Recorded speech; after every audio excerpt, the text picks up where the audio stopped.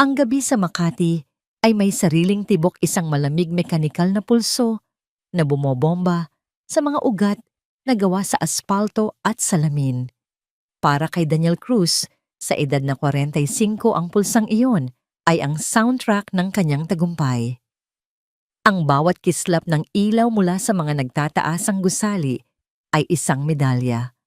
Ang bawat ugong ng mamahaling sasakyan sa ibaba ay isang papuri sa imperyong binuo niya mula sa wala. Ngunit ngayong gabi, habang nakatayo siya sa loob ng kanyang opisina, sa ika-50 palapag, nakatanaw sa karagatan ng mga ilaw na parang mga malamig na diamante, ang tibok na yon ay parang ingay na lamang na unti-unting bumibingi sa kanya. Pagod siya. Hindi ito ang karaniwang pagod pagkatapos ng maghapong sunod-sunod na meeting at mga numerong hindi magtugma. Ito ay isang pagod na gumagapang mula sa kaibuturan ng kanyang kaluluwa, isang pagod na nagpapaalala sa kanya na ang penthouse unit na uuwiin niya ay kasing lamig at kasing hungkag ng pakiramdam niya ngayon. Ang mamahalin niyang Italianong kurbata ay parang isang nanggigipit na lubid sa kanyang leeg. "Sir Daniel, handa na po ang sasakyan. Malumanay na," sabi ni Ricardo, ang kanyang driver, na mahigit isang dekada ng tila anino niya. Umiling si Daniel, hindi inaalis ang tingin sa abalang tanawin sa ibaba. "Hindi na, Rick. Maglalakad muna ako. I need some air." Nakita niya ang hindi maitagong pagtataka sa mukha ng driver sa refleksyon sa salamin, ngunit tumango na lamang ito. "Mag-iingat po kayo, sir." Ang paglalakad ay isang bagay na halos hindi na ginagawa ni Daniel. Ang kanyang mga paa na nakabalot sa sapatos na nagkakahalaga ng buwan ng sahod ng karaniwang manggagawa ay sanay sa malambot na carpet ng opisina, sa makintab na sahig ng kanyang bahay at sa loob ng kanyang German-made na sedan. Ngunit ngayon, hinahanap niya ang tigas at ang di perpektong kalatagan ng semento. Hinahanap niya ang kahit anong bagay na makapagpaparamdam sa kanya na totoo siya, na hindi siya isang multo sa loob ng sarili niyang napakagandang buhay. Ilang blok pa lamang ang nalalakad niya sa gitna ng mga taong nagmamadaling umuwi ng isang komosyon mula sa isang maliwanag na convenience store ang pumukaw sa kanyang pansin. Isang malakas galit na boses ng lalaki ang bumasag sa ugong ng gabi, sinundan ng isang maliit na nginginig ngunit matigas na tinig. "Magnanakaw? Sa liit mong yan, natuto ka ng magnakaw, ha?" Sigaw ng isang matabang lalaki na nakauniforme ng manager. Mahigpit ang pagkakahawak nito sa payat na braso ng isang batang babae na marahil ay hindi lalampas sa 7 taong gulang. Ang damit ng bata ay lumana, ngunit malinis. Ang kanyang buhok ay magulo at ang kanyang mga pisngi ay may bahid ng dumi. Ngunit ang mga mata niyang iyon ang nagpatigil kay Daniel sa kanyang paghakbang. Hindi takot ang nakita niya, kundi isang nag-aapoy na determinasyon. Isang uri ng tapang na hindi mo aakalaing makikita sa isang nilalang na kasing liit niya. "Bitawan mo ako, hindi ako magnanakaw." Sigaw ng bata, pilit na binabawi ang kanyang braso sa pagkakahawak ng lalaki. Lumapit si Daniel. Ang kanyang presensya, matangkad na kasuot ng mamahaling uling gray na suit at may aurang hindi sanay sa gulo, ay agad na nagpabago sa hangin. Napalingon ang manager at ang galit sa mukha nito ay napalitan ng bahagyang pag-aalangan nang makita kung sino ang dumating. "Anong problema dito?" tanong ni Daniel. Ang boses niya ay kalmado, ngunit may bigat, sanay mag-utos at pakinggan. "Sir?"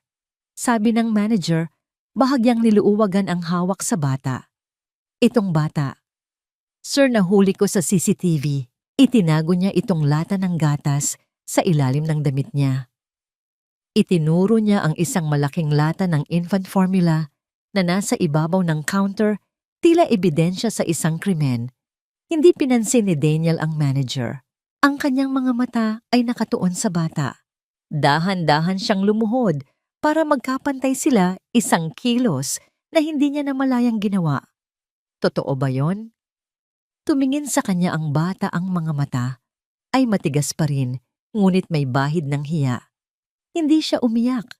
Tumango siya ng 1 beses. Bakit mo ginawa? Malumanay na tanong ni Daniel. Isang buntong hininga ang kumawala sa munting dibdib ng bata. May lagnat po ang kapatid ko. Umiiyak po siya. Sabi ni nanay, kailangan niya ng gatas. Ang bawat salita ay maliit ngunit malinaw, walang bahid ng pagsisinungaling. Ang pangalan ng kapatid niya ay binigkas niya na parang isang dasal, Enzo. Isang bagay ang kumirot sa dibdib ni Daniel, isang pakiramdam na matagal na niyang hindi naramdaman. Sa mundo niya ang mga problema ay tungkol sa stock market, sa mga kontratang milyon ang halaga, sa mga board meeting na walang katapusan. Hindi niya kailanman inisip na para sa ilan ang problema ay isang lata ng gatas para sa isang kapatid na may sakit. Tumayo siya at hinarap ang manager. Magkano yan? 950 pesos po, sir. Kinuha ni Daniel ang kanyang pitaka, isang makintab na itim na katad. Kumuha siya ng 1,000 piso at iniabot sa manager. Ako na ang magbabayad. Pagkatapos, ay bumaling siya sa bata. Mia, tama ba? Tumango ang bata. Nagulat na tinawag siya sa pangalan, gayong hindi pa sila nagkikita. Nabasa lang ni Daniel ang pangalan sa lumang name tag na nakatahi sa kwelyo ng damit nito. May kailangan pa ba kayo diapers, gamot? Umiling si Mia. Gatas lang po. Yun lang po ang kailangan ni Enzo. Sige, sabi ni Daniel sa manager. Bigyan mo rin ako ng 1 pakete ng diapers at Calpol para sa lagnat ng bata. Habang inaasikaso ng cashier ang bayad ang manager, ay hindi na makapagsalita, halatang nahihiya sa kanyang inasal. Inilagay ng isang bagger ang gatas, diapers at gamot sa isang plastic bag. Kinuha ito ni Daniel at iniabot kay Mia. Heto na. Kinuha ni Mia ang supot.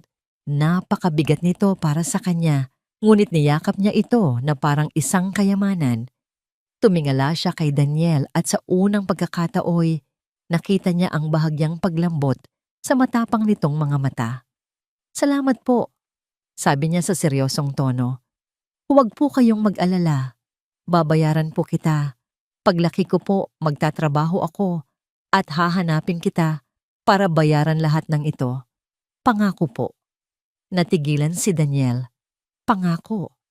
Sa kanyang linya ng trabaho ang mga pangako ay nakasulat sa mga dokumentong may selyo ng abogado at pinagtitibay ng milyon-milyong piso.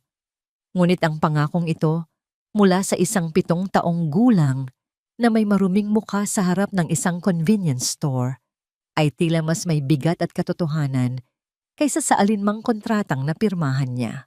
Isang maliit na ngiti ang sumilay sa labi ni Daniel, isang ngiting halos hindi na niya naaalalang gawin. Sige, aasahan ko yan. Mabilis na tumalikod si Mia, bitbit ang mabigat na supot at nawala sa dilim ng kalye.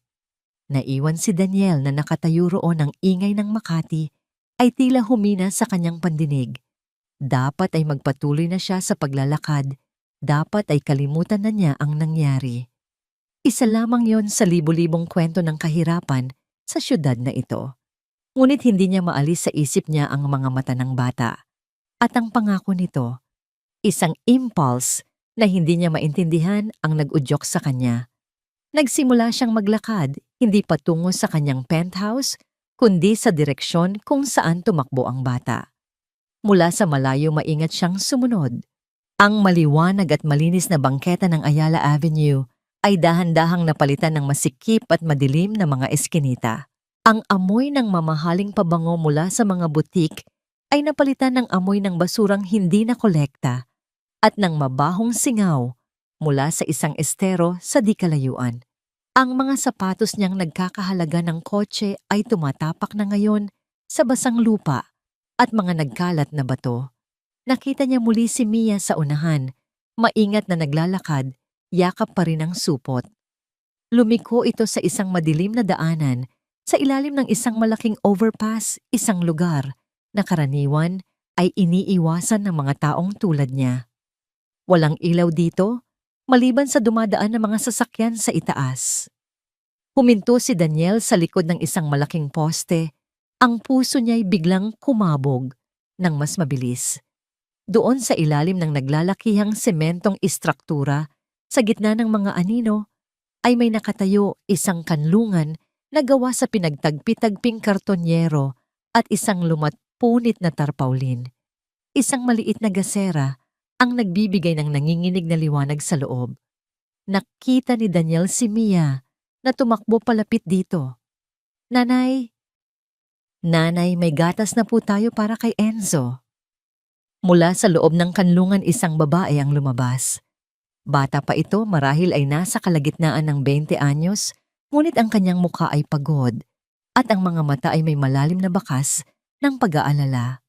Nakakarga sa kanyang mga braso ang isang sanggol, binalot sa isang manipis at lumang kumot. Saan mo nakuha yan, anak? Tanong ng babae, ang boses ay mahina at paos. May tumulong po sa akin, nanay. Isang mabait na mama. Sagot ni Mia, iniabot ang supot. Kinuha ng babae ang lata ng gatas na parang ginto. Niyakap niya si Mia ng mahigpit. Kasalamat sa Diyos.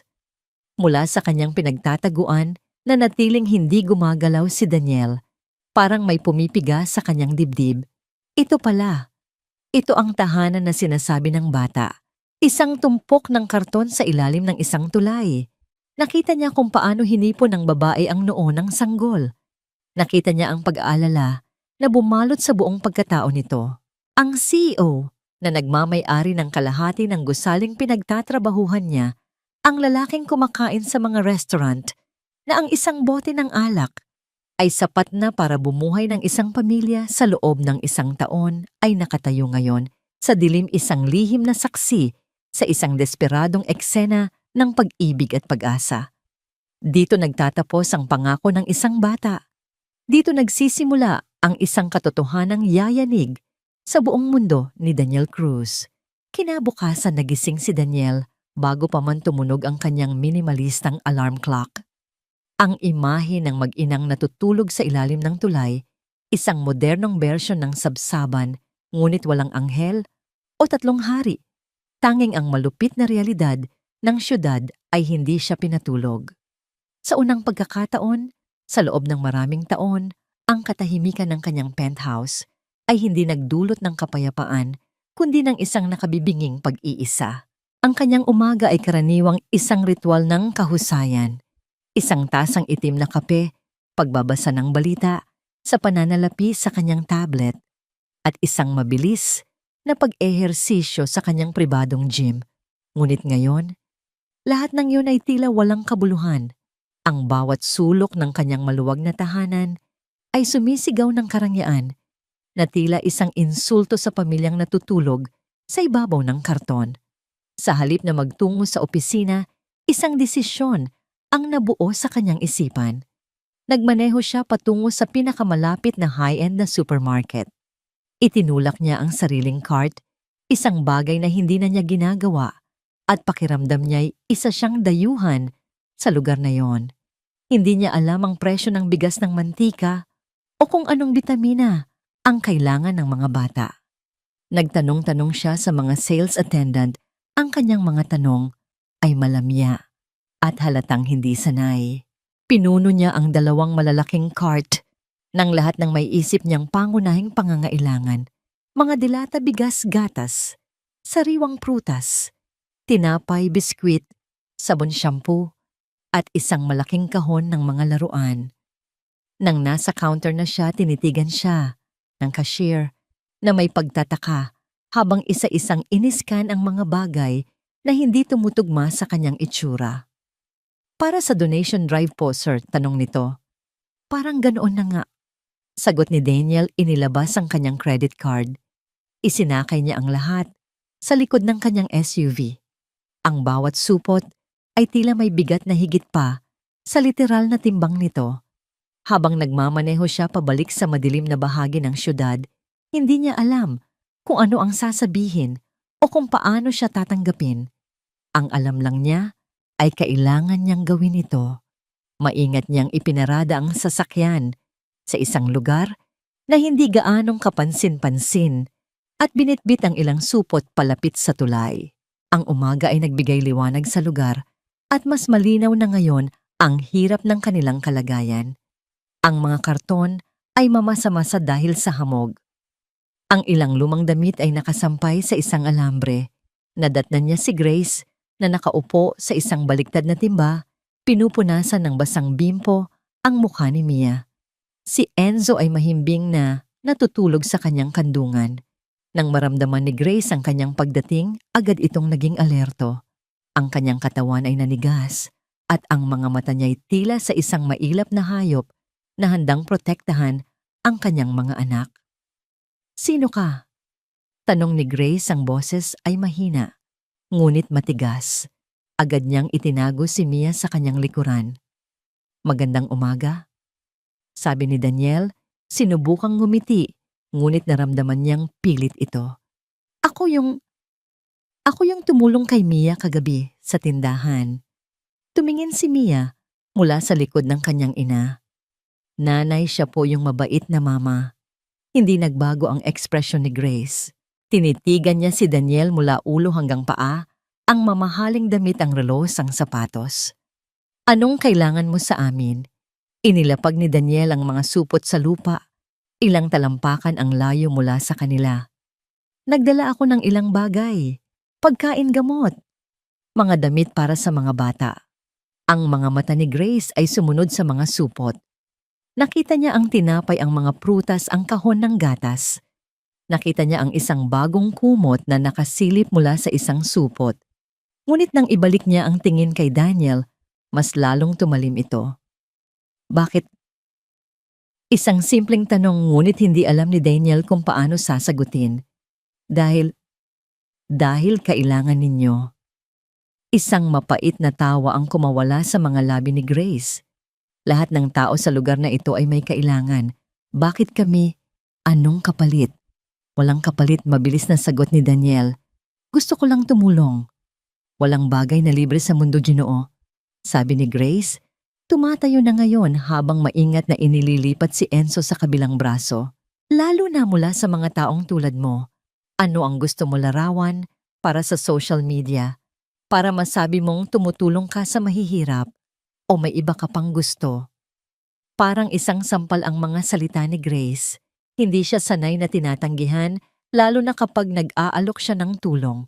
Naramdaman niya ang bahagyang inis. "Mrs., hindi ganoon ang intensyon ko. Nakita ko ang sitwasyon ninyo at gusto ko lang siguraduhin na maayos kayo." Dahil sa pagkabigo at sa hindi pag-unawa sa pader na itinayo ni Grace, ginawa ni Daniel ang isang bagay na para sa kanya ay ang pinakamadali at pinakamabisang solusyon. Dinukot niya ang kanyang pitaka, kumuha ng isang makapal na talian ng tig-1,000 piso, marahil ay 50,000, at inilahad ito kay Grace. "Heto," sabi niya, "para makahanap kayo ng mas maayos na matutuluyan, kahit para lang sa ilang buwan, para sa mga bata." Iyon na ang huling patak. Ang mga mata ni Grace ay nanlaki sa galit. Tumingin siya sa perang nasa kamay ni Daniel, pagkatapos ay sa mukha nito. Ang kanyang paghinga ay bumilis at ang kanyang mga kamao ay kumuyom. Para sa kanya, hindi iyon tulong.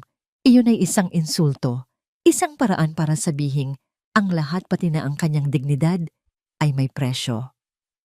"Hindi kami pulubi." Angil niya, ang boses ay nanginginig sa pinaghalong galit at sakit, "at lalong hindi ako bayaran."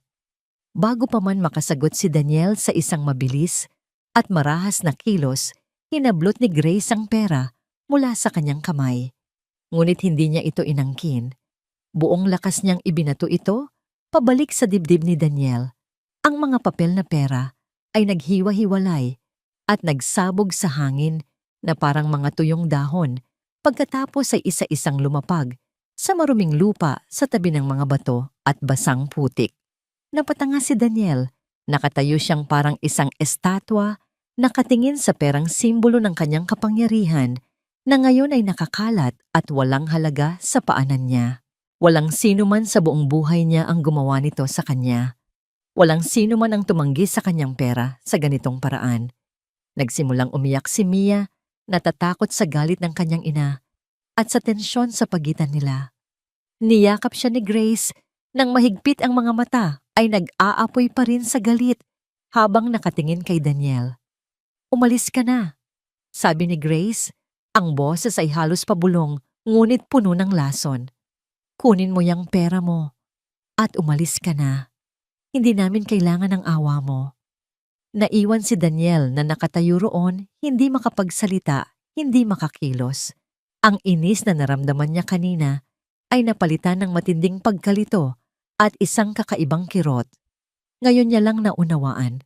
Ang tinatangka niyang sirain ay hindi ang pader ng kahirapan, kundi ang pader ng dangal, isang pader na mas matibay at mas mataas kaysa sa alinmang gusaling pag-aari niya.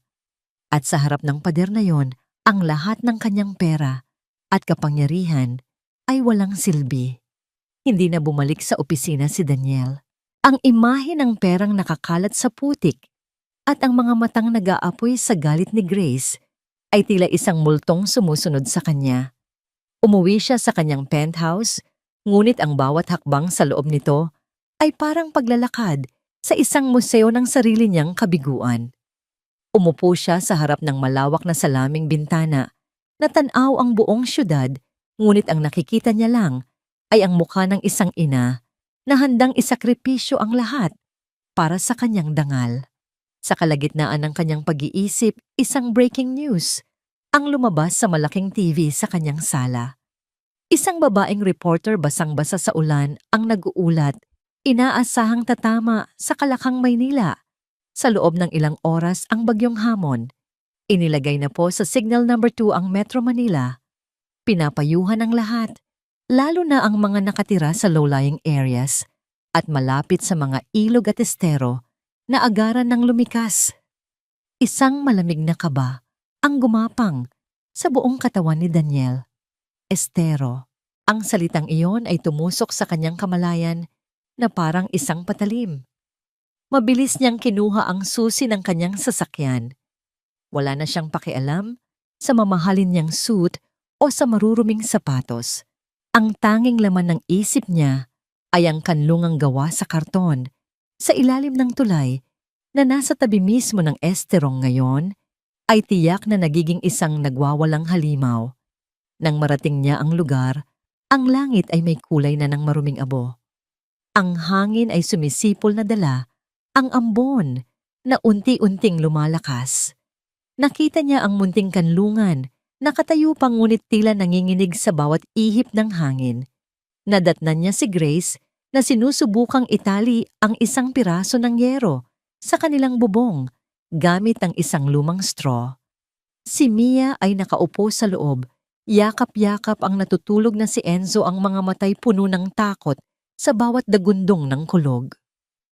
"Grace!" Sigaw ni Daniel, nilalabanan ang lakas ng hangin. Napalingon si Grace, gulat na makita siyang muli. Ang galit sa kanyang mukha ay napalitan ng pagod at pag-aalala. "Anong ginagawa mo rito? Umalis ka na." "Kailangan ninyong umalis dito. May paparating na bagyo," sabi ni Daniel lumalapit. "Delikado dito. Tataas ang tubig sa estero." "Sanay kami sa ulan," matigas na sagot ni Grace, kahit na ang panginginig ng kanyang mga kamay ay hindi maitago. "Hindi kami papel na liliparin ng hangin." "Grace, hindi ito ordinaryong ulan. Ito'y bagyo," giit ni Daniel. "May hotel akong alam na malapit dito. Ligtas kayo doon. Ako na ang bahala sa lahat." Ang salitang hotel ay tila nagpatingkad muli sa kanyang pagdududa. At anong kapalit noon? Mapait niyang tanong. "Hindi ko ipagpapalit ang kaligtasan ng mga anak ko sa anumang hinihiling mo." "Walang kapalit, damn it!" Napasigaw si Daniel, ang pagtitimpi ay tuluyan ng nawala. "Ang gusto ko lang ay iligtas kayo. Kalimutan mo na muna yang pride mo at isipin mo ang mga anak mo." Ang pagsigaw ni Daniel ay kasabay ng isang nakabibinging dagundong ng kulog. Napahiyaw si Mia sa takot. Kasabay nito ang ambon ay naging isang malakas na buhos ng ulan na parang ibinubuhos mula sa isang higanting timba sa kalangitan. Sa loob lamang ng ilang minuto, ang lupa sa kanilang paanan ay naging putik. Ang tubig sa estero ay tumaas. Nang mabilis ang kulay nito'y naging kulay tsokolate. Dala-dala ang mga basura sanga ng kahoy at mga plastik na bote. Nanay, takot po ako. Umiiyak na, sabi ni Mia. Tumingin si Grace sa kanyang anak pagkatapos ay sa rumaragasang tubig. Sa unang pagkakataon, nakita ni Daniel ang purong takot sa kanyang mga mata. Ngunit ang kanyang katawan ay nanatiling matigas tila isang kapitan na ayaw iwanan ang kanyang lumulubog na barko. At nangyari na nga ang kanyang kinatatakutan. Isang malakas na ragasan ng tubig na may dalang malaking troso ang bumangga sa pundasyon ng kanilang munting kanlungan. Sa isang iglap ang mga karton ay lumambot at bumigay. Ang yero ay tinangay ng hangin.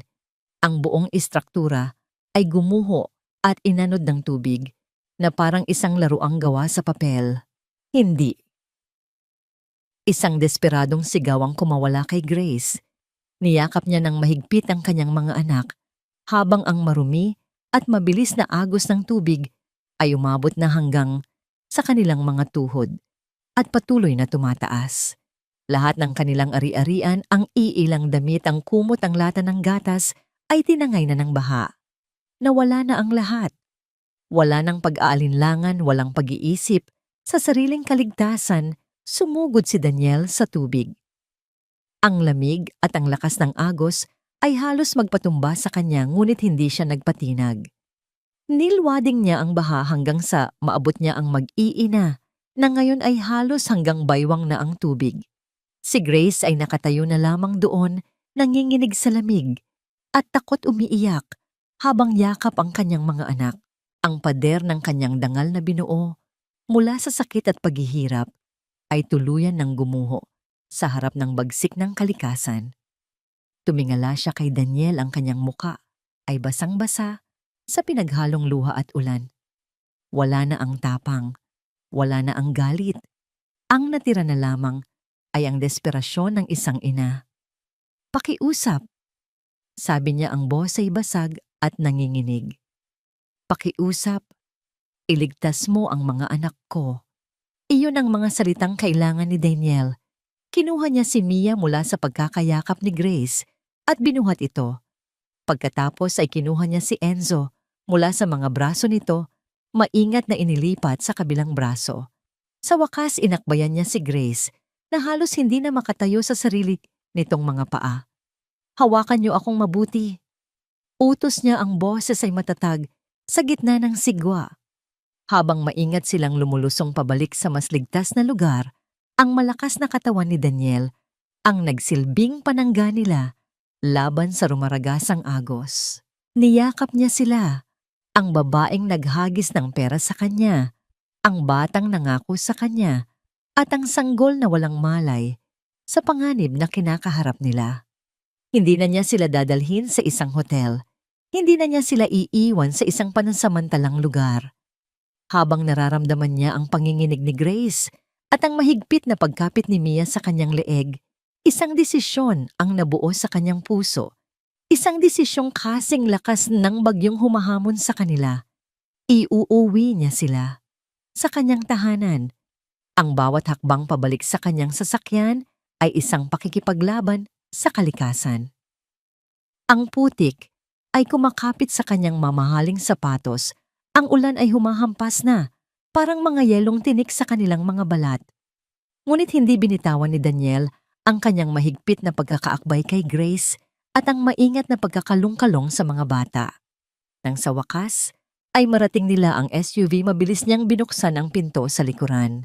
Maingat niyang inilagay si Mia sa loob na agad yumakap sa kanyang sarili dahil sa lamig. Sumunod niyang ipinasok si Enzo na sa kabila ng lahat ay himalang nanatiling tulog. Humarap siya kay Grace. Pumasok ka na. Nag-aalangan si Grace. Tumingin siya sa malinis at mamahaling leather na upuan. Pagkatapos ay sa sarili niyang basang-basa at maruming damit. Ito ay dalawang mundong hindi dapat maghalo. Ngunit isang malakas na ihip ng hangin ang nagpatumba sa kanya. At kung hindi dahil sa mabilis na pagsalo ni Daniel, maaaring bumagsak na siya. Grace, pumasok ka na. Ulit ni Daniel ang boses, ay mas malumanay na ngayon, ngunit may diin. Wala nang nagawa si Grace kundi sumunod. Pumasok siya sa loob, umupo sa gilid na gilid na parang natatakot na dumihan ang lahat. Isinara ni Daniel ang pinto na biglang pumutol sa ingay ng bagyo sa labas. Sa loob ng sasakyan, isang biglaang katahimikan ang bumalot sa kanila. Tanging ang tunog na lamang ng humihingal nilang paghinga at ang patak ng tubig mula sa kanilang mga damit ang maririnig.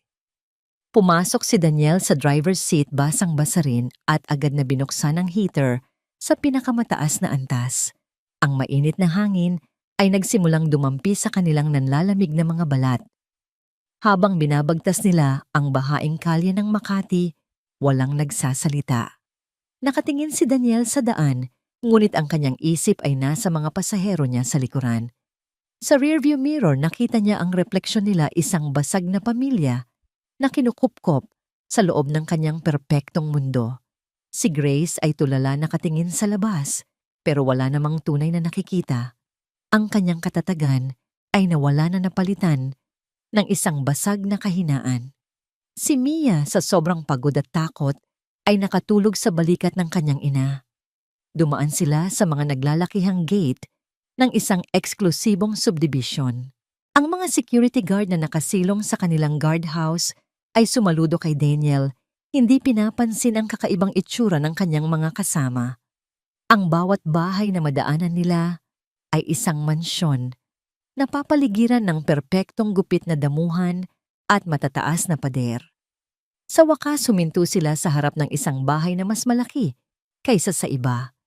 Ito ay gawa sa salamin bakal at semento, isang obra maestra ng modernong arkitektura. Ang dambuhalang gate na bakal ay dahan-dahang bumukas na parang nagbibigay daan sa isang hari. Ipinasok ni Daniel ang sasakyan sa malawak na driveway at pinatay ang makina. Bumaba siya at pinagbuksan sila ng pinto. "Nandito na tayo," sabi niya. Dahan-dahang iminulat ni Mia ang kanyang mga mata. Lumabas si Grace mula sa sasakyan, karga-karga pa rin si Enzo. At sa ilalim ng rumaragasang ulan, sa liwanag ng mga ilaw ng mansyon, tumingala silang lahat. Hindi ito isang tahanan, ito ay isang palasyo. At habang nakatayo si Grace, sa harap ng dambuhalang pinto na yon, basang-basa, at walang-wala, isang bagong uri ng takot ang gumapang sa kanyang puso. Isang takot na mas malakas pa kaysa sa bagyong kanilang tinakasan. Dahil sa mga palasyo, alam niyang laging may mga halimaw na nag-aabang.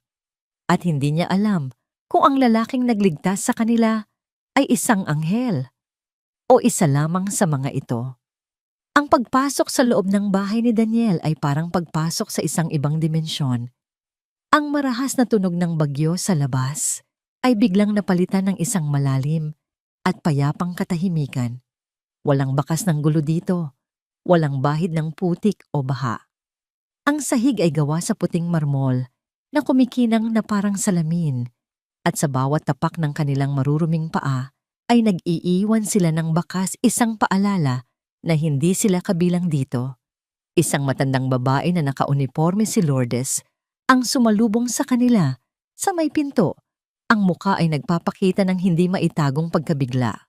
Siya ang kasambahay ni Daniel sa loob ng 20 taon at ngayon lang siya nakakita ng ganitong eksena. "Diyos ko, Sir Daniel, anong nangyari sa inyo?" Gulat na tanong ni Lourdes, ang mga matay lumilipat mula sa basang-basang amo papunta sa mag-iinang nanginginig sa likuran nito.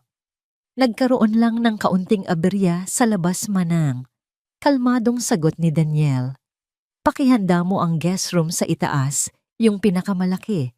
Kumuha ka na rin ng mga tuwalya at mga damit na pwedeng maisuot. Kahit mga luma kong t-shirt at jogging pants, ayos na yon."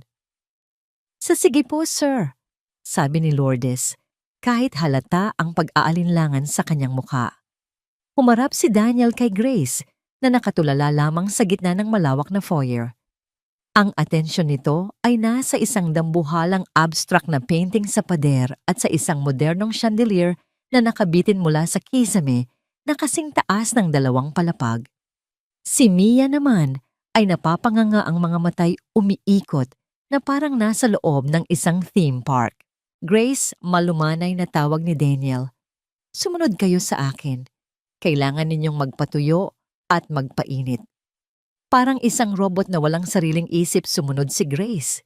Dinala sila ni Daniel sa isang maluwag na banyo sa ibaba na mas malaki pa sa buong kanlungan nila sa ilalim ng tulay. Mayroon itong salaming shower enclosure, isang malaking bathtub at mga gintong gripo. Gamitin niyo muna ito, sabi ni Daniel. May mainit na tubig. Iiwan ko ang mga damit sa labas ng pinto. Pagkasabi nito, tumalikod na siya para bigyan sila ng privacy. Sa loob ng banyo parang takot hawakan ni Grace ang kahit ano. Ang lahat ay napakalinis, napakabango. Pinunasan niya si Mia at Enzo gamit ang malambot at maputing tuwalya na iniwan ni Lourdes. Binihisan niya sila ng mga damit na kahit malalaki ay tuyo at malinis. Nang siya na lang ang natira, tumayo siya sa harap ng malaking salamin. Ang nakita niya ay isang babaeng pagod marumi at basang-basa isang estranghero sa loob ng isang palasyo. Sa unang pagkakataon, naramdaman niya ang matinding hiya. Nang makalabas sila, inabutan sila ni Lourdes ng mainit na sopas sa maliit na dining area sa tabi ng kusina. Tahimik na kumain si Mia ngunit si Grace ay halos hindi magalawang pagkain. Ang bawat subo ay tila isang tinik sa kanyang lalamunan. Si Lourdes sa halip na magpakita ng paghusga ay ngumiti ng malumanay. Kumain na po kayo, ma'am, para magkalaman ang sikmura nyo, sabi ng matanda. Huwag po kayong mag-alala, mabait na tao si Sir Daniel. May dahilan kung bakit niya kayo dinala dito. Ang mga salita ni Lourdes ay nagbigay ng kaunting ginhawa kay Grace, ngunit ang pader sa kanyang puso ay naroon pa rin. Kinagabihan, dinala sila ni Daniel sa guest room. Ito ay isang silid na may sariling sala, banyo at isang balkonahing tanaw ang malawak na hardin. Ang kama ay king-sized at napapalibutan ng malalambot na unan at makapal na kumot. Napahiga si Mia dito at nagpagulong-gulong sa tuwa. Wow, nanaya! Ang lambot! Parang ulap. Sa unang pagkakataon sa buong araw, isang maliit na ngiti ang sumilay sa labi ni Grace. Magpahinga na kayo, sabi ni Daniel mula sa may pinto. Kung may kailangan kayo, nandito lang ako sa kabilang kwarto. Bukas na tayo mag-usap. Nang gabing iyon, habang mahimbing na natutulog ang kanyang mga anak, sa malambot na kama, hindi makatulog si Grace. Tumayo siya sa tabi ng malaking bintana at pinanood ang mga huling patak ng ulan na dumadaloy sa salamin. Ang lahat ay parang isang panaginip, isang magandang panaginip na alam niyang maglalaho rin pagsikat ng araw. Hindi sila para dito. At habang tinititigan niya ang refleksyon ng sarili sa bintana, isang tanong ang paulit. Ulit sa kanyang isipan, bakit? Ano nga ba talaga ang gusto ng lalaking ito? Ang mga sumunod na araw ay puno ng nakakailang na pagsasama. Si Daniel ay pumapasok sa opisina, ngunit umuuwi ng mas maaga kaysa dati. Sinubukan niyang kausapin si Grace, ngunit ang mga sagot nito ay laging maikli at formal. Si Mia naman ay unti-unting nagiging komportable. Sa tulong ni Manang Lourdes, natuklasan niya ang isang silid na puno ng mga lumang laruan, mga laruan ng mga pamangkin ni Daniel na hindi na bumibisita. Si Lourdes ang naging tulay sa pagitan ng dalawang mundo. Siya ang nagbibigay ng mga damit kay Grace na hindi mukhang hand-me-down siya ang nagluluto ng mga pagkaing alam niyang magugustuhan ng mga bata. At siya ang nagbibigay ng mga payo kay Grace nang hindi nanghihimasok. Isang hapon 3 araw pagkatapos ng bagyo, nagpasya si Daniel na huwag nang pumasok. Gusto niyang subukang basagin ang yelo sa pagitan nila ni Grace. Naabutan niya ito sa kusina, tinutulungan si Lourdes na magbalat ng patatas. Grace, pwede ba tayong mag-usap? Tanong niya. Tumango si Grace at sumunod sa kanya sa sala. Hindi kayo pwedeng manatili dito habang buhay. Simula ni Daniel, isang katotohanang pareho nilang alam. Pero hindi rin kayo pwedeng bumalik sa ilalim ng tulay. Ang inaalok ko ay, hindi na niya natapos ang kanyang sasabihin. Ang tunog ng isang sasakyan na pumarada sa labas, sinundan ng pagbukas ng pinto, ang pumutol sa kanilang pag-uusap. Isang babae ang pumasok matangkad, napakaganda, at nakasuot ng isang eleganteng pulang damit na tila sumisigaw ng kapangyarihan at yaman. Ang kanyang buhok ay perpektong nakaayos at ang kanyang mga alahas ay kumikinang sa ilaw. Ito si Michelle, ang fiancé ni Daniel. Kararating lang niya mula sa isang business trip sa Singapore. Danny darling, I'm home. Masayang bati niya, ngunit ang ngangiti sa kanyang mukha ay biglang naglaho nang makita niya si Grace na nakatayo sa tabi ni Daniel. Tinaasan niya ito ng kilay ang kanyang mga mata, ay tila isang scanner na sinusuri si Grace mula ulo. Hanggang paa ang simpleng t-shirt, ang kupas na pantalon, ang tsinelas na bigay ni Lourdes. Ang kanyang tingin ay puno ng paghamak. Well, sabi ni Michelle sa isang boses na kasing tamis ng pulot, ngunit may nakatagong lason. Ang kanyang mga mata ay hindi bumaling kay Grace, kundi diretso kay Daniel. Sino itong bagong katulong mo, darling? Hindi ba't sinabi ko na sa'yo na ayoko ng mga mukhang gusgusin sa pamamahay ko? Ang huling salita pamamahay ko ay binitiwan niya ng may diin, isang malinaw na pag-angkin sa teritoryo. Humigpit ang pagkuyom ng mga palad ni Grace. Ang maikling kapayapaan na naramdaman niya sa loob ng 3 araw ay biglang naglaho, napalitan ng pamilyar na pakiramdam ng pagiging isang dayuhan, isang kalat. Nakatayo si Daniel sa pagitan ng 2 babae, ang kanyang nakaraan at ang kanyang hindi inaasahang kasalukuyan. At alam niya ang totoong bagyo ay hindi pa tapos. Sa katunayan, ito'y nagsisimula pa lamang. Ang hangin sa loob ng malawak na sala ay biglang bumigat at nanlamig. Ang mga salita ni Michelle ay nakabitin sa ere na parang isang matalim na kristal, handang bumagsak at manakit. Hindi siya katulong Michelle, mariin ngunit kalmadong sagot ni Daniel. Ang kanyang katawan ay bahagyang humarang kay Grace, isang kilos ng proteksyon na hindi nakaligtas sa matalas na mata ni Michelle. Siya si Grace at ang mga anak niya. Dito muna sila titira. Isang sarkastikong tawa ang kumawala sa perpektong pulang labi ni Michelle. Ibinaba niya ang kanyang mamahaling Hermes bag sa isang silya na parang isang reynang inilalapag ang kanyang setro. Dito. Sa bahay na ito, nagpapatawa ka ba, Danny? Anong charity institution na ba ito ngayon? Hindi mo ba nakikita ang itsura niya? Baka may dala pa yang sakit. Michelle, tumigil ka na. Babala ni Daniel, ang boses ay may bahid na ng galit. Ngunit hindi nakinig si Michelle. Ang kanyang atensyon ay tuluyan ng natuon kay Grace. Nilapitan niya ito, iniikutan na parang isang buwitreng sinusuri ang kanyang biktima. So, anong kwento mo, Missy? Paano mo nagawang lukohin ang mapapangasawa ko? Magaling ka sigurong umarte na kaawa-awa, no? Ginamit mo pa ang mga anak mo. Bawat salita ay isang karayom na tumutusok sa pagkatao ni Grace. Nanatili siyang tahimik, ang mga kamay ay nakakuyom sa kanyang tagiliran. Ayaw niyang gumawa ng eksena. Ayaw niyang bigyan ng dahilan si Daniel para pagsisihan ng pagtulong sa kanila. Ngunit ang apoy sa kanyang dibdib ay nagsisimula ng mag-alab. I said stop it.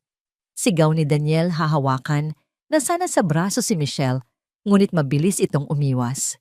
Huwag mo akong hahawakan, Daniel. Ganti ni Michelle. Hindi ako makapaniwala na ipinagpapalit mo ang reputasyon natin para sa isang basurahan. Bukas na bukas, Gusto kong wala na sila dito. Naiintindihan mo ba kung hindi ako mismo ang magtatapon sa kanila palabas? Sa mga sumunod na araw, tinupad ni Michelle ang kanyang banta.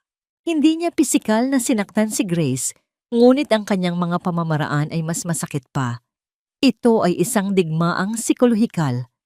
Kapag nagluluto si Grace, biglang papasok si Michelle sa kusina at sasabihing, "Manang Lourdes, pakidisinfect nga ang buong kusina."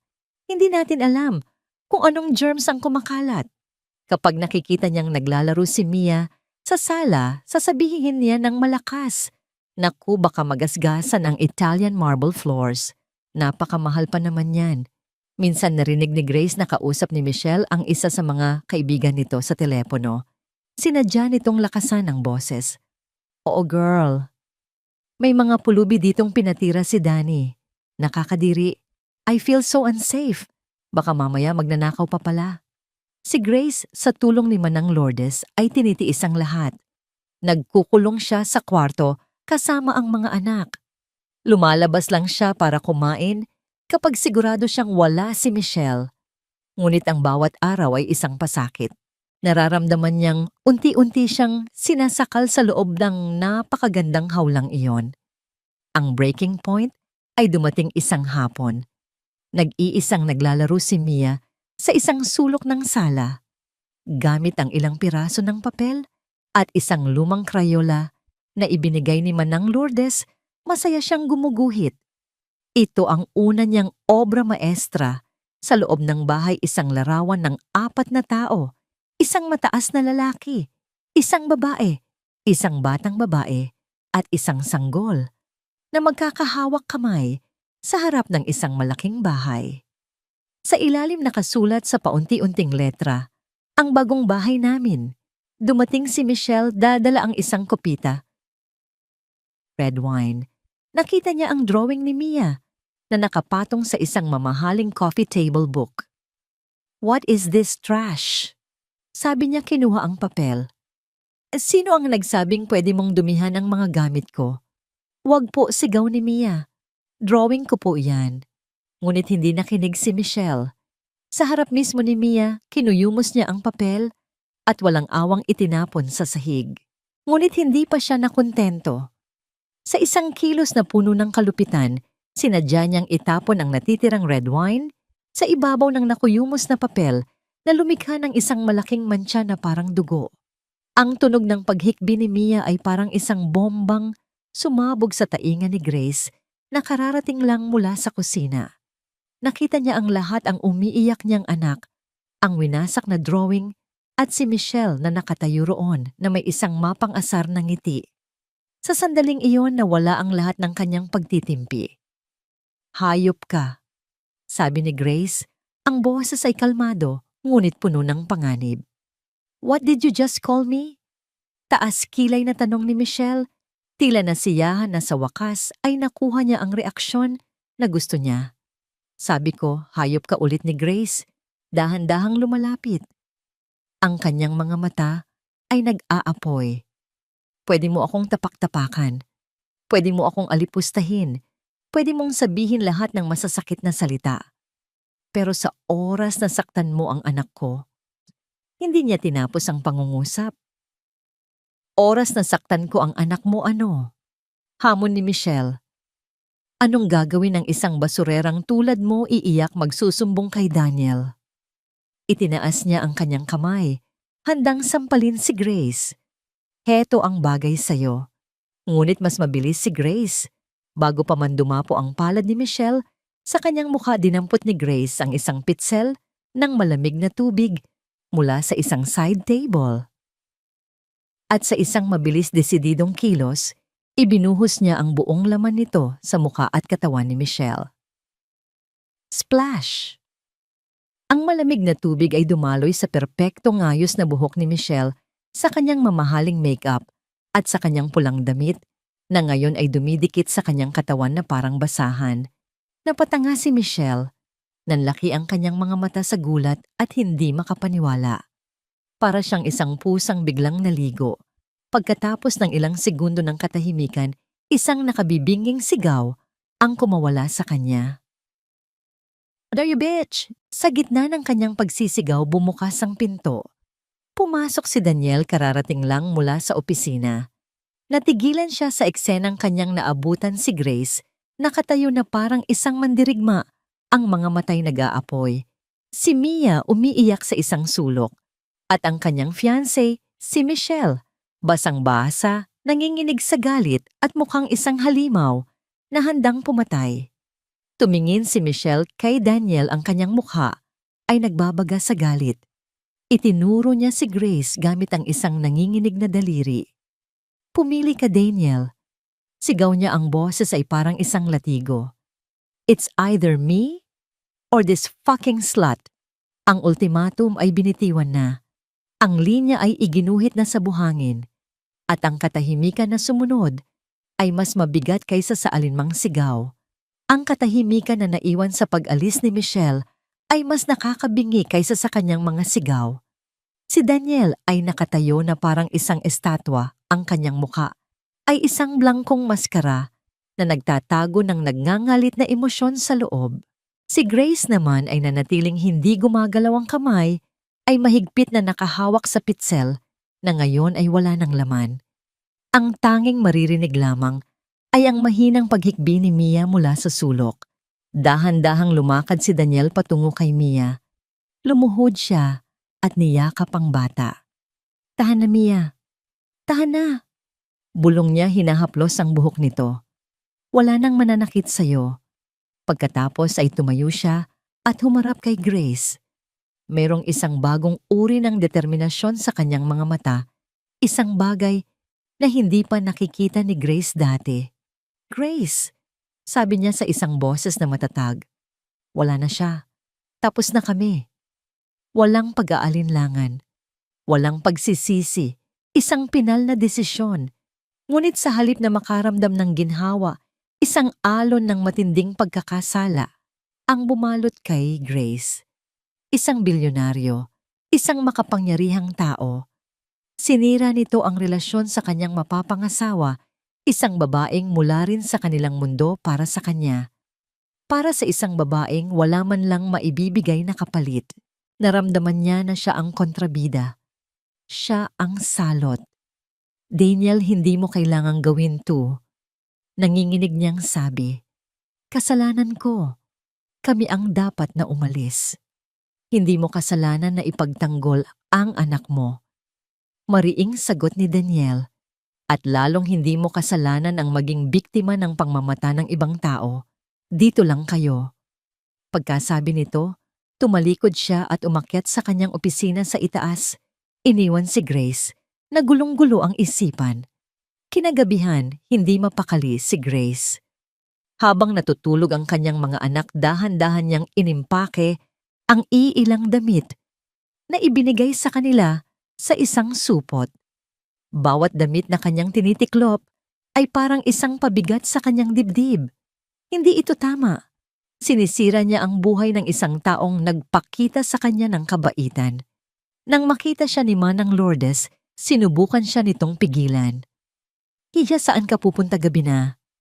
Kailangan na po naming umalis, Manang. Sagot ni Grace, pinipigilan ang mga luha. Sobra na po ang perwisyong na idulot namin dito. Hindi ka perwisyo, Hija. Isa kang biyaya, sabi ng matanda. Ngayon ko lang ulit nakitang may buhay ang mga mata ni Sir Daniel simula nang dumating kayo. Ngunit hindi nakinig si Grace. Ang kanyang desisyon ay buo na. Dahan-dahan niyang ginising si Mia. Anak, aalis na tayo. Bit-bit ang natutulog na si Enzo sa isang braso. At akay-akay si Mia. Sa kabila, tahimik silang bumaba sa engrandeng hagdanan. Ang kanilang mga yapak ay tila napakalakas sa katahimikan ng gabi. Ngunit nang malapit na sila sa pinto, isang anino ang humarang sa kanilang daraanan. Si Daniel. Nakatayo siya doon, nakasuot lang ng puting t-shirt at pajama pants. Ang kanyang mukha ay nagpapakita ng sakit at hindi makapaniwala. Saan kayo pupunta, Grace? Tanong niya, ang boses ay mahina. Aalis na kami, Daniel. Matigas na sagot ni Grace, hindi tumitingin sa kanyang mga mata. Salamat sa lahat. Bakit Tanong ni Daniel lumalapit. Dahil ba sa nangyari kanina, sinabi ko na sa'yo tapos na yon. Hindi lang yon, sabi ni Grace. Sa wakas ay tumingin na sa kanya ang mga matay puno ng luha. Sinira ko ang buhay mo, ang relasyon mo. Tingnan mo kami, Daniel. Hindi kami nababagay dito. Isa lang kaming gulo na pumasok sa perpekto mong mundo. Perpekto. Isang mapait na tawa ang kumawala kay Daniel. Walang perpekto sa buhay ko, Grace. Ang totoo, bago kayo dumating, wala ngang buhay dito. Huwag mo akong kaawaan. Sigaw ni Grace. Hindi ko kailangan ng awa mo. Hanap ka na lang ng ibang charity case na tutulungan mo. Hindi ito awa. Sigaw pabalik ni Daniel ang kanyang pagtitimpi ay tuluyan ng nawasak. Ang kanyang boses ay umalingaw-ngaw sa buong kabahayan, puno ng sakit at desperasyon na matagal na niyang kinikimkim. Hindi mo ba naiintindihan? Sa loob ng 10 taon, ano sa tingin mo ang ginagawa ko sa bahay na ito? Umuuwi ako, gabi-gabi sa katahimikan. Kumakain ako mag-isa sa isang mesa na para sa 12 tao. Walang tumatawag sa telepono ko, maliban sa mga kliyente. Walang nagtatanong kung kamusta ang araw ko. Wala akong pamilya. Grace, wala akong tahanan. Mayroon lang akong malaking bahay na puno ng mamahaling basura. Ang kanyang mga salita ay parang mga suntok na tumama kay Grace. Nakita niya ang isang bahagi ni Daniel na hindi pa niya nakikita ang totoong tao sa likod ng bilyonaryo. Isang taong sobrang lungkot. Kayo. Patuloy ni Daniel, ang boses ay nanginginig na ngayon itinuturo sila. Kayo ang unang totoong bagay na nangyari sa bahay na ito. Ang tawa ni Mia, ang pag-iyak ni Enzo, ang presensya mo, yun ang nagbigay buhay dito. Kaya pakiusap. Huwag mong sabihing sinisira mo ang buhay ko dahil ang totoo kayo ang nagsisimulang bumuo nito. Sa gitna ng kanyang emosyonal na pagsabog, biglang napahawak si Daniel sa kanyang dibdib. Ang kanyang mukha ay biglang namutla. Ang pawis ay nagsimulang mamuo sa kanyang noo. Humihingal siya na parang may isang hindi nakikitang kamay na sumasakal sa kanya. Daniel. Nag-aalalang tanong ni Grace, ang galit ay napalitan ng takot. Hindi ako makahinga. Hirap niyang sabi. Ang kanyang mga mata ay nanlalaki at isang matinding sakit ang gumuhit sa kanyang mukha. Hinawakan niya ang kanyang kaliwang braso at ang kanyang mga tuhod ay biglang nanghina. Sa isang nakakabinging sandali, ang malakas na katawan ni Daniel Cruz ay bumagsak na parang isang puno na nawalan ng ugat. Ang tunog ng kanyang pagbagsak sa malamig na marmol na sahig ay isang malakas na kalabog na bumasag sa katahimikan ng gabi. Daniel. Isang sigaw na puno ng takot ang kumawala kay Grace. Binitawan niya ang lahat at lumuhod sa tabi ni Daniel. Niyugyug niya ito ngunit ang mga mata nito ay nakapikit na. Daniel, gumising ka. Sigaw niya, ang kanyang mga luha ay bumuhos na parang ulan. Manang Lourdes, tulong. Lumabas si Mia mula sa kanyang pinagtataguan sa likod ng hagdanan, umiiyak sa takot. Nanay, anong nangyayari kay Tito Daniel? Kinuha ni Grace ang telepono. Sa kanyang bulsa ang mga daliri nanginginig habang nagdadial ng numero ng emergency. Habang hinihintay ang sagot, niyakap niya ang walang malay na si Daniel. Ang lahat ng pader na itinayo niya sa kanyang puso, ang lahat ng galit at pagdududa ay gumuho sa isang iglap. Ang natira na lamang ay isang katotohanang hindi na niya kayang itanggi. Daniel, gumising ka. Pakiusap. Bulong niya sa dibdib nito. Huwag mo kaming iwan. Pakiusap. Huwag mo kaming iwan. Ang mga ilaw sa emergency room ng St. Luke's Medical Center ay nakakasilaw at walang awa. Bawat tunog ang mahinang beep ng mga makina, ang mabilis na yabag ng mga nurse, ang pabulong na usapan ng mga doktor ay parang isang martilyong pumupukpok sa kaba sa dibdib ni Grace. Nakaupo siya sa isang malamig na upuan sa labas, yakap-yakap si Enzo, habang si Mia ay nakasandal sa kanya tulog dahil sa pagod at takot. Si Manang Lourdes ay palakad-lakad ang mga kamay ay magkasalikop sa panalangin. Ilang oras na ang lumipas na parang isang walang katapusang gabi. Para kay Grace, ang bawat minutong paghihintay ay isang parusa. Paulit-ulit na naglalaro sa kanyang isipan ang mga huling salita ni Daniel, ang kanyang desperadong pag-amin ng sakit sa kanyang mga mata at ang nakakakilabot na tunog ng kanyang pagbagsak. Ang bigat ng pagkakasala ay parang isang dambuhalang bato na nakadagan sa kanyang puso. Kasalanan ko to. Kung hindi ako nakipagtalo, kung umalis na lang sana ako ng tahimik. Sa wakas, isang doktor na may pagod na muka ang lumabas mula sa mga swing door. Pamilya po ni Mr. Daniel Cruz. Kami po. Mabilis na sagot ni Grace, tumatayo ang puso niya'y halos umakyat sa kanyang lalamunan. Mild heart attack, sabi ng doktor. Mabuti na lang at nadala ninyo siya agad dito. He's stable now, but he needs complete rest. Ang sanhi ay kombinasyon ng matinding stress at fatigue. He's been pushing himself too hard for a long time. Isang buntong hininga ng ginhawa ang kumawala sa lahat. Naluha si Manang Lourdes sa pasasalamat. Pwede po ba namin siyang makita? Tanong ni Grace. Yes, but only for a few minutes. He's heavily sedated. Iniwan ni Grace ang mga bata kay Manang Lourdes at pumasok sa private room. Ang amoy ng antiseptiko ay tumagos sa kanyang ilong. Nakahiga si Daniel sa kama, napapalibutan ng mga makina na marahang tumutunog. May nakakabit na IV sa kanyang kamay at isang oxygen tube sa kanyang ilong. Sa kabila ng lahat ng yon, ang kanyang muka ay payapa sa unang pagkakataon, isang kapayapaan na halos ikatakot ni Grace. Umupo siya sa tabi ng kama at marahang hinawakan ng kanyang kamay. Malamig ito. Daniel, bulong niya ang mga luhay muling dumaloy. Patawarin mo ako. Patawarin mo ako sa lahat. Kahit tulog, tila narinig siya ni Daniel. Ang mga daliri nito ay bahagyang gumalaw sa kanyang pagkakahawak. Para kay Grace, sapat na yon. Sa mga sumunod na araw, ang ospital ang naging mundo nila. Si Manang Lourdes ang nag-aalaga sa mga bata, ngunit si Grace ang hindi umalis sa tabi ni Daniel. Siya ang nagpupunas sa kanyang noo. Siya ang nakikipag-usap sa mga doktor. Siya ang nagbabantay sa pagtibok ng kanyang puso sa monitor. Sa mga tahimik na sandaling iyon, habang pinagmamasdan niya ang natutulog na si Daniel, maraming bagay ang naging malinaw para kay Grace. Hindi awa ang nararamdaman ni Daniel para sa kanila. At hindi rin pasasalamat lang ang nararamdaman niya para dito. May isang mas malalim na koneksyon na nabuo sa pagitan nila, isang koneksyon na tinangka niyang labanan.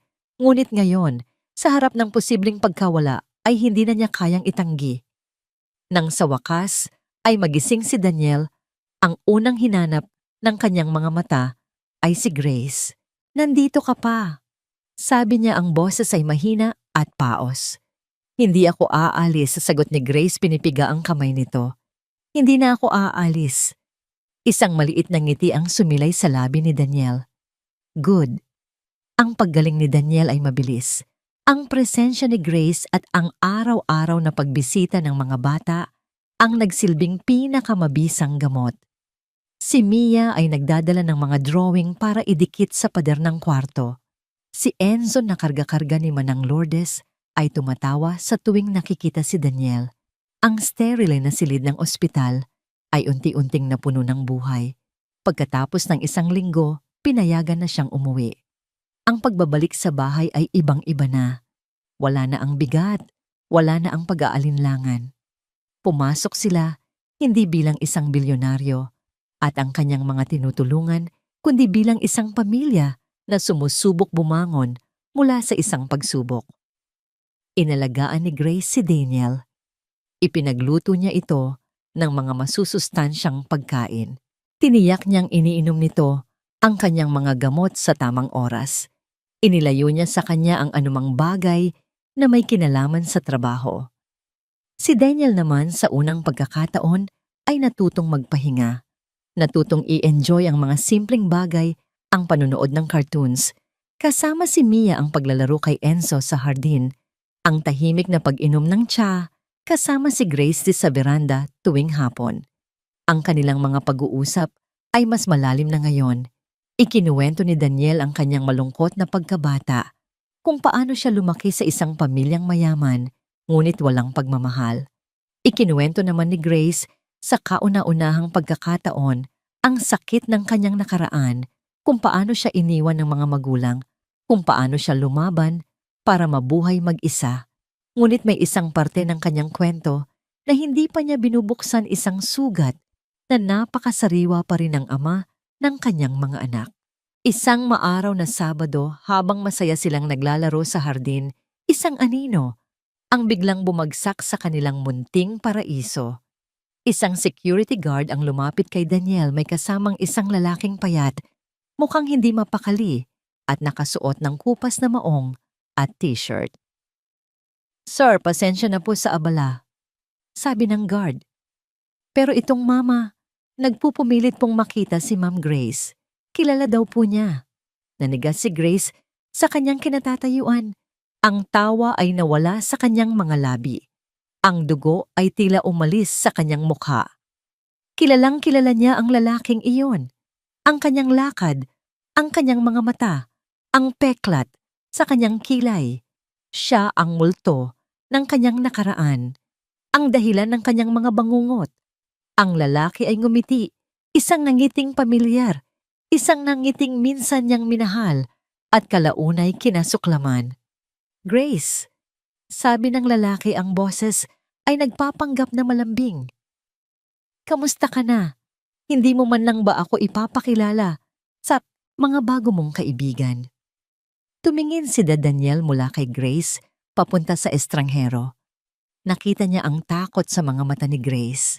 Naramdaman niya ang biglaang pagbabago ng hangin. Lumapit ang lalaki, ang mga mata ay nakatuon kay Enzo na masayang naglalaro sa damuhan. "Ang laki na niya Kamukhang kamukha ko talaga." Humarap siya kay Grace, ang nangiti ay naging isang mapanlinlang na ngisi.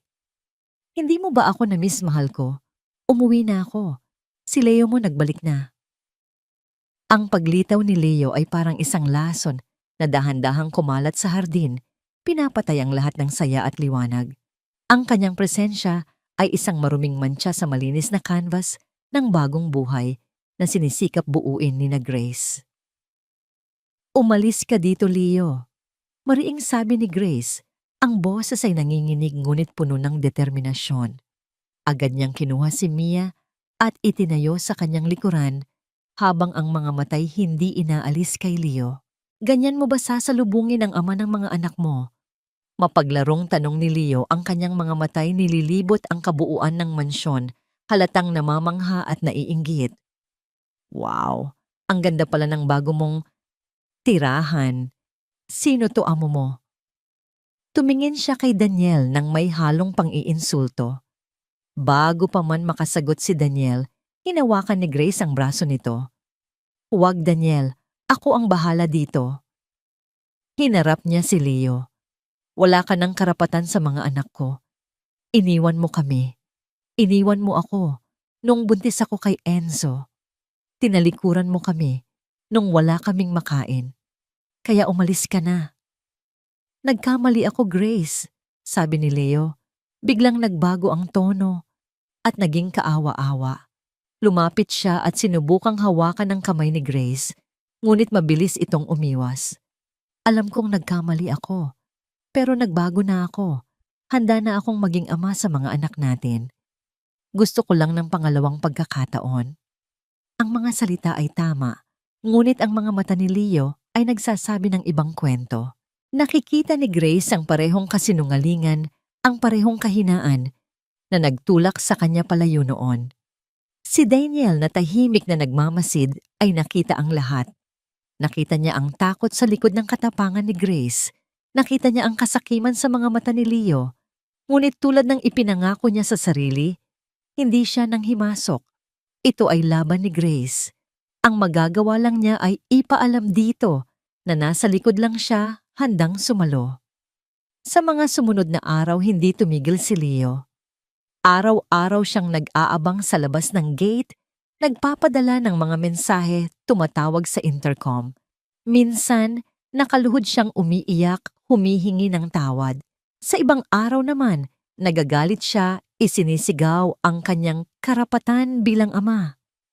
Naging isang impyerno ito para kay Grace. Ang bawat pagring ng intercom ay nagpapakaba sa kanya. Ang multo, na akala niya'y nailibing na niya, ay muling bumangon para guluhin siya. Isang gabi habang tahimik silang naghahapunan, napansin ni Daniel ang pagiging balisa ni Grace. Okay ka lang? Malumanay niyang tanong. Umiling si Grace, ibinaba ang kanyang kubyertos. Hindi ko na alam ang gagawin ko, Daniel. Hindi niya kami titigilan. Anong gusto mong gawin? Gusto kong mawala na lang siya. Sabi ni Grace, ang mga matay na puno ng luha.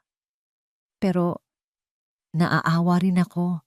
Sa kabila ng lahat siya pa rin ang ama nila. Grace, sabi ni Daniel, inabot ang kanyang kamay sa ibabaw ng mesa. Ang pagiging ama ay hindi nakukuha sa dugo. Nakukuha ito sa pag-aaruga, sa sakripisyo sa pananatili. Wala siya roon noong kailangan ninyo siya. Ako ang narito ngayon at hindi ako aalis. Ang mga salitang yon ang nagbigay ng lakas kay Grace. Samantala, may isa pang digmaan na nangyayari nang hindi nila nalalaman. Si Michelle, na hindi matanggap ang pagkatalo, ay nagsimulang gumanti sa paraang alam niya ang pagsira sa reputasyon. Nagsimulang kumalat ang mga bulong-bulungan sa mundo ng negosyo. Narinig mo na ba ang tungkol kay Daniel Cruz? May kinakasama daw na babae mula sa kalye. May mga anak pa nga daw. Baka gold digger lang yon. Nakakahiya. Ang isang respetadong CEO pumatol sa isang nobody. Ang mga ito ay mga anonymous na email, mga blind item, sa mga business column, mga chismis na ikinakalat ng mga bayarang tao.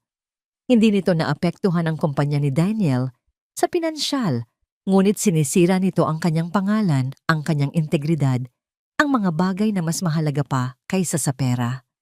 Nalaman ito ni Daniel mula sa kanyang mga pinagkakatiwalaang empleyado. Alam niyang si Michelle ang nasa likod nito, ngunit wala siyang matibay na ebidensya. Isang hapon nagpasya si Grace na tapusin na ang gulo kay Leo. Nag-iwan siya ng mensahe sa guard na papasukin ito, ngunit sa guardhouse lang. Hinarap niya ito sa huling pagkakataon. Nagdala si Grace ng isang sobre. Leo, simula niya ang boses ay matatag na ngayon. Heto, 10,000 piso. Iyan lang ang kaya kong ibigay. Kunin mo to at gamitin mo para magsimula ng bagong buhay. Isang buhay na malayo sa amin. Tiningnan ni Leo ang sobre na may pagkadismaya. 10,000. Ganyan lang ba ang halaga ng mga anak ko sa'yo? Sa laking ng bahay na to, yan lang. Hindi yan bayad para sa mga anak ko. Mariing sagot ni Grace. Yan ang presyo ng kapatawaran ko. Patawad dahil sa sakit na idinulot mo. At patawad dahil sa kahinaan mo. Pagkatapos nito, tapos na tayo. Huwag ka nang magpapakita ulit. Dahil sa susunod, hindi na ako ang haharap sa'yo, kundi ang mga abogado na. Ang pagbabanta ay tumama kay Leo. Nakita niya sa mga mata ni Grace na hindi na ito ang babaeng kaya niyang paikot-ikutin.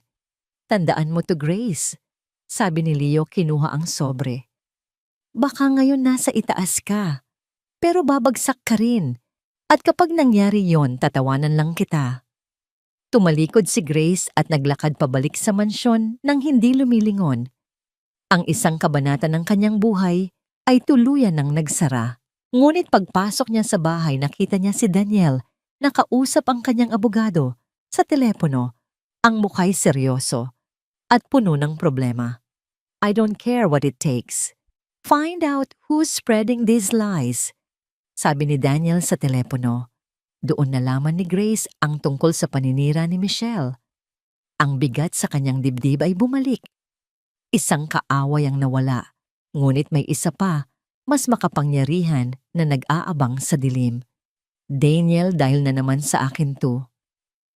Sabi niya ang boses ay puno ng pagkakasala. Lumapit si Daniel at hinawakan ang kanyang mga balikat. Tinitigan niya ito ng diretso sa mata.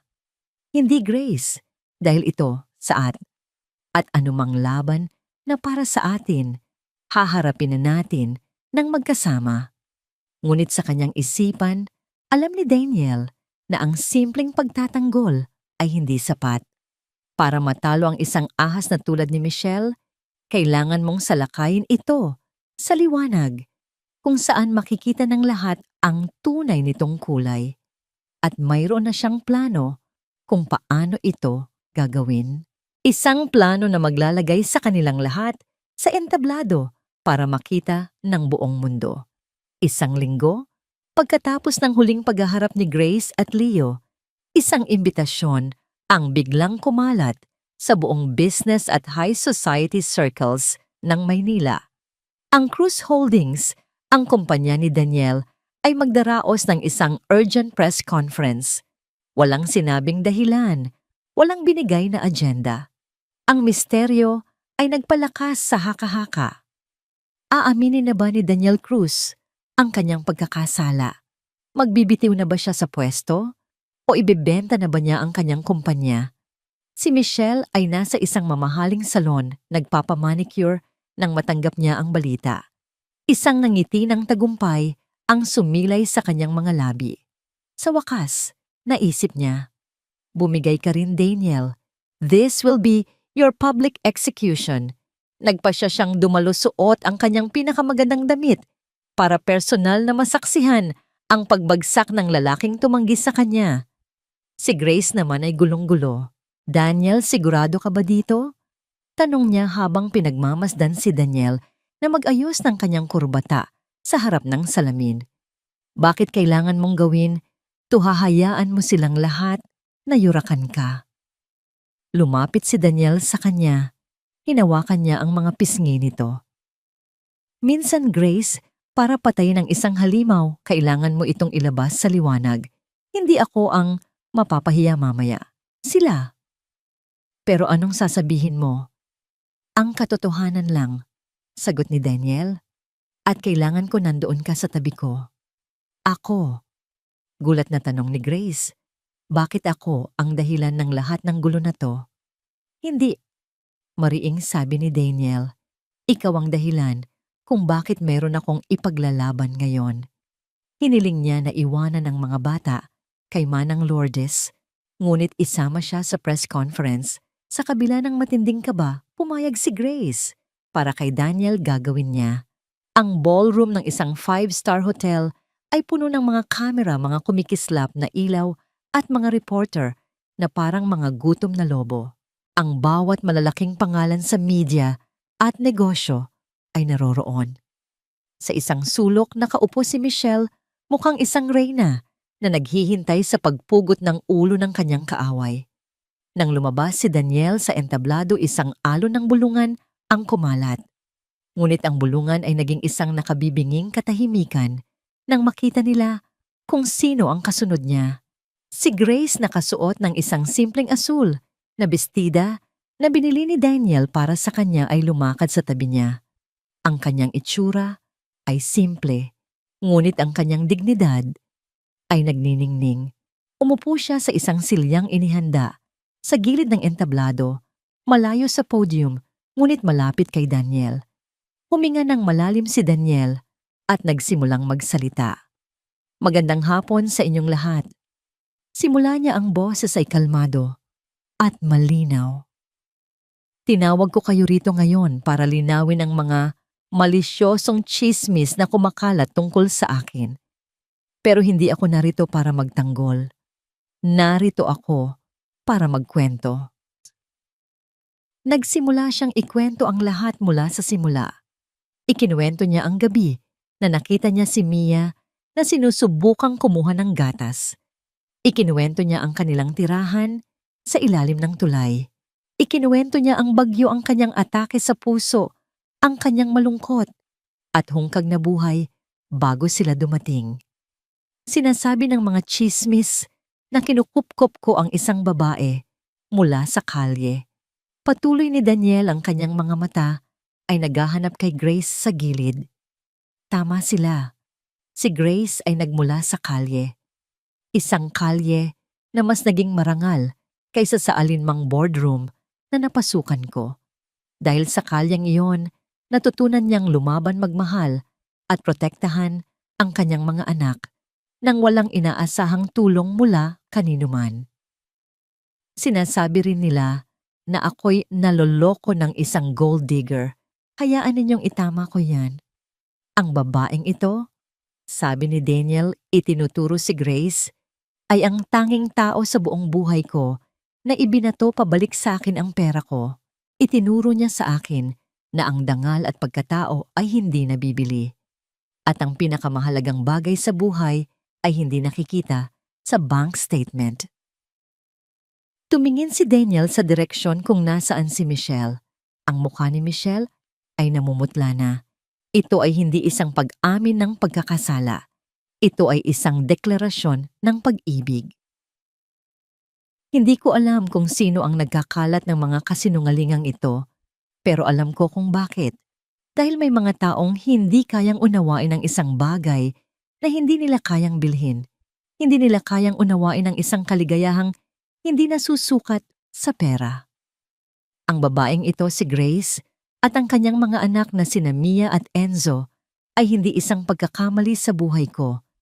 Sila ang pinakamagandang bagay na nangyari sa akin. Sila ang nagligtas sa akin mula sa isang buhay na walang kahulugan. Sila ang aking pamilya. Pagkasabi ng mga salitang iyon, bumaba si Daniel sa podium. Ang mga kamera ay sumusunod sa bawat kilos niya. Ang buong silid ay nakahinga. Lumakad siya palapit kay Grace na ngayon ay tahimik ng umiiyak. At sa harap ng daan-daang tao sa harap ng buong mundo, lumuhod si Daniel Cruz. Kinuha niya ang kamay ni Grace. Mula sa kanyang bulsa, inilabas niya ang isang maliit na kahon. Binuksan niya ito at sa loob ay isang simpleng singsing na may isang maliit na diamante. Grace! Sabi niya, ang boses ay nanginginig sa emosyon. Hindi ko maipapangako sa iyo ang isang perpektong buhay dahil alam nating pareho na walang ganoon. Pero maipapangako ko sa iyo ang lahat ng pag-ibig na kaya kong ibigay. Maipapangako kong magiging ama ako sa mga anak mo. Maipapangako kong uuwian kita gabi-gabi, hindi sa isang bahay kundi sa isang tahanan. Tumingin siya sa mga mata ni Grace. Ang kanyang sariling mga mata ay puno na rin ng luha. Hindi ko tinatanong kung gusto mong maging asawa ng isang bilyonaryo. Ang tanong ko ay, Grace, gusto mo bang bumuo ng isang pamilya kasama ko? Pakakasalan mo ba ako? Ang buong silid ay sumabog. Ang mga flash ng camera ay walang tigil. Ngunit para kay Grace ang lahat ng ingay ay naglaho. Ang nakikita niya lang ay ang lalaking nakaluhod sa kanyang harapan, iniaalay ang kanyang puso. Ang lalaking nagligtas sa kanila, hindi lang mula sa bagyo, kundi mula sa isang buhay na walang pag-asa. Sa gitna ng kanyang mga luha, tumango siya. Oo, bulong niya na sapat na para marinig ni Daniel.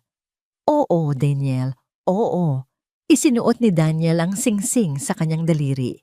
Tumayo siya at niyakap siya ng mahigpit sa gitna ng palakpakan at sigawan ng mga tao.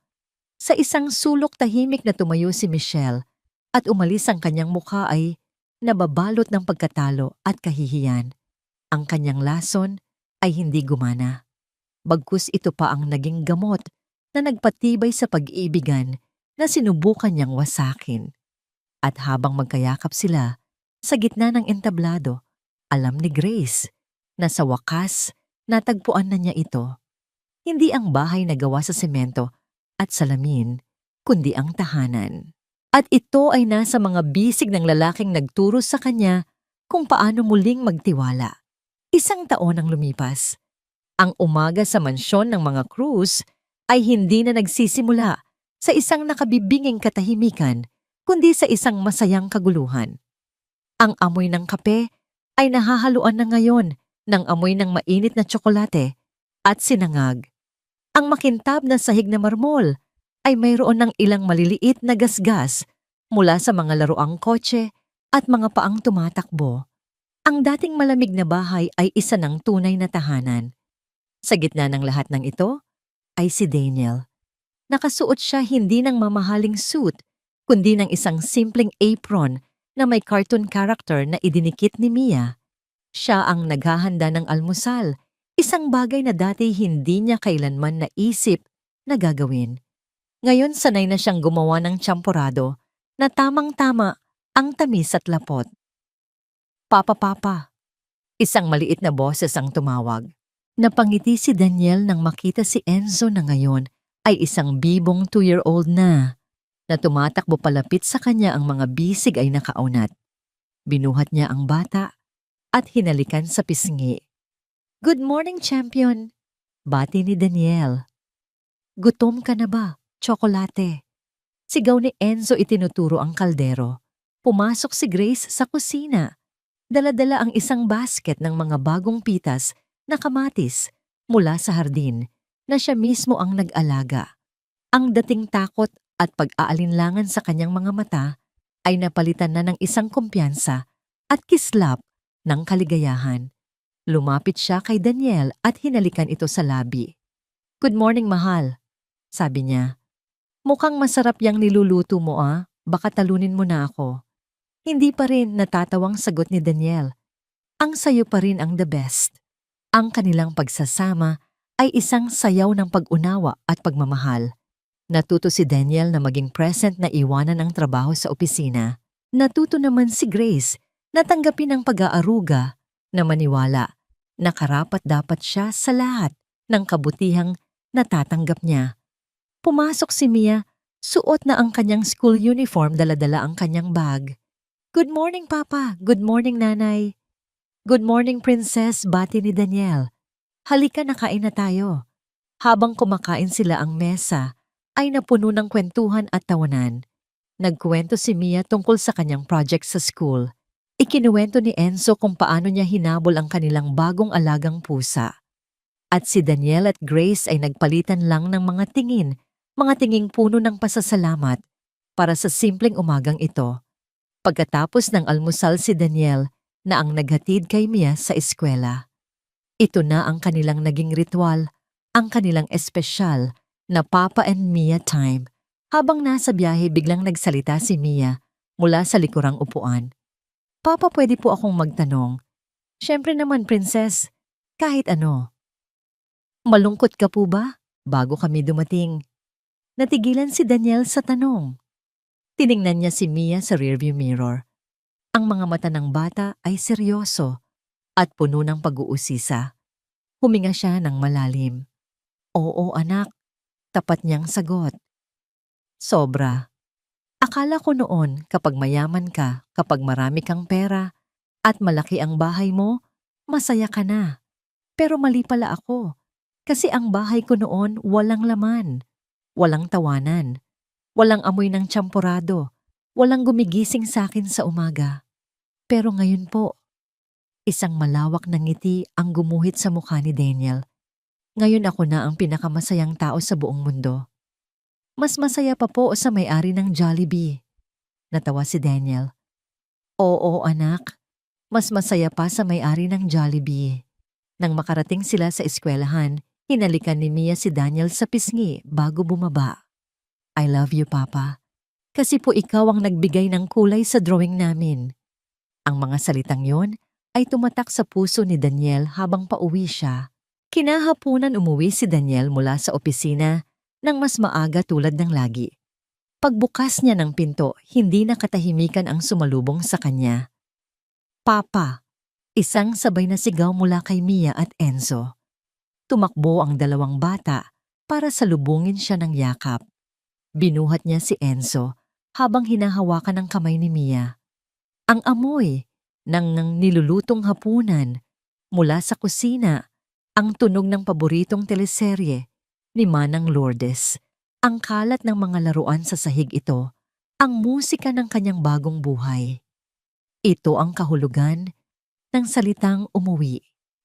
Pagkatapos ng hapunan, habang tinutulungan niya si Mia sa kanyang assignment sa malaking dining table, napansin ni Daniel ang isang bagong drawing na nakadikit sa ref. Ito ay isang obra maestra. Ang papel ay puno ng buhay at nagniningning na mga kulay. Hindi na ito gawa sa isang lumang krayola, kundi sa kumpletong set ng 120 color na lapis na regalo niya noong kaarawan nito. Sa drawing may 4 na tao na masayang magkakahawak kamay sa harap ng isang malaking bahay. Ang damo ay kulay berde, ang araw ay matingkad na dilaw, ang langit ay may iba't ibang tono ng asul, ang lalaki ay matangkad at nakangiti. Ang babae sa tabi nito ay may mahabang buhok at maganda. Ang batang babae ay may dalang bulaklak. At ang maliit na batang lalaki ay karga-karga ng ama. Bawat detalye ay ginawa ng may pagmamahal. Ngunit ang pinakatumatak kay Daniel ay ang mga salitang nakasulat sa ilalim sa maingat at nanginginig na sulat kamay ng isang bata. Ang pamilya Cruz, forever. Nakatitig si Daniel sa drawing, ang mga matay dahan-dahang na puno ng luha. Hindi niya namalaya na lumapit na pala sa kanya si Grace na kayakap mula sa likod. Ang ganda, di ba? Bulong nito. Tumango si Daniel, hindi makapagsalita. Hinawakan niya ang kamay ni Grace na nakayakap sa kanya. Sa isang sulok ng kanyang isipan, naalala niya ang kanyang bank account, ang halaga ng kanyang stocks, ang presyo ng kanyang mga ari-arian. Ngunit habang nakatitig siya sa simpleng papel na yon, sa 4 na taong iginuhit ng pagmamahal, naunawaan niya ang isang bagay na mas malalim kaysa sa alinmang numero. Ang tunay na yaman ay hindi nasusukat. Hindi ito nabibilang, ito ay nararamdaman. At sa sandaling iyon, habang yakap siya ng kanyang asawa, at sa di kalayuan ay naglalaro ang kanyang mga anak, naramdaman ni Daniel Cruz na siya walang duda ang pinakamayamang tao sa buong mundo.